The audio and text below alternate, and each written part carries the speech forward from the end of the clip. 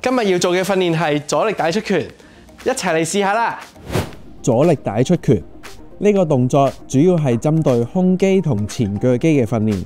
首先，將阻力帶圍繞住身後，雙手握住阻力帶嘅兩端，將手臂向前伸直至到膊頭高度，將雙手向前推出，好似出拳嘅動作。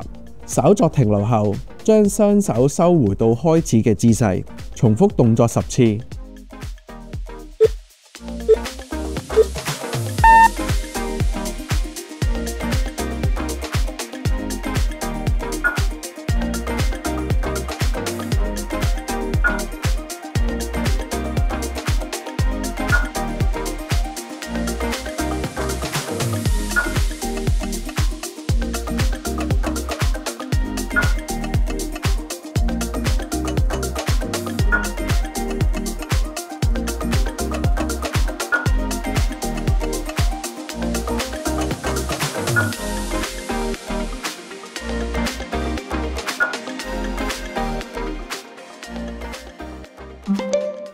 完成，重複動作3組。